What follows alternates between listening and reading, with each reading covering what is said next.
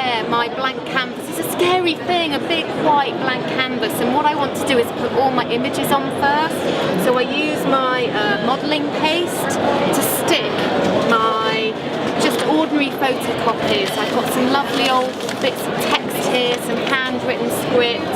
I've got images of sailboats, little vintage postcards copied, things out of books.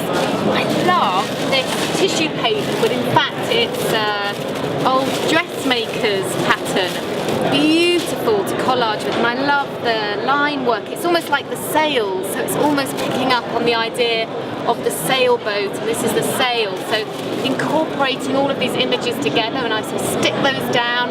Don't think too much about where things are going to go, but as long as they're balanced. And then I put my texture down, so my fantastic modelling paste. So I love to use these stencils, so pushing the modelling paste through the stencil.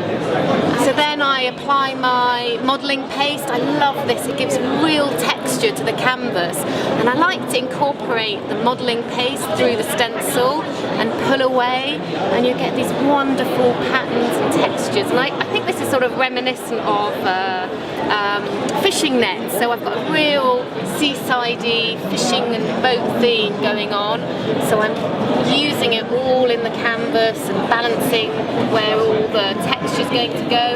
And then I've got my sand texture gel, I mean a bit of the beach actually on my canvas, so that's really lovely to use, and then paint over the top as well.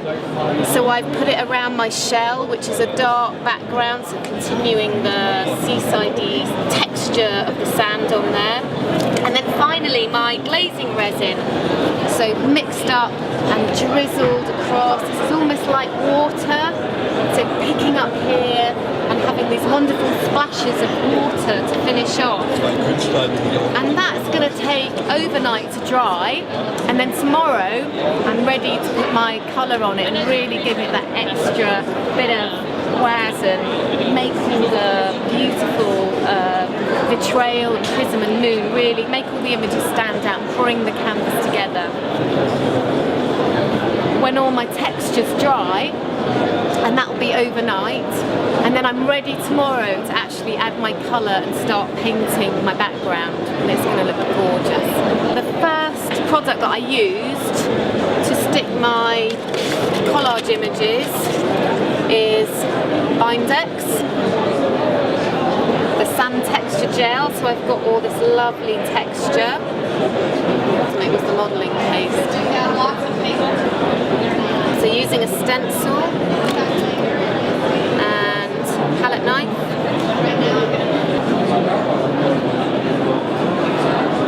Finally the glazing resin.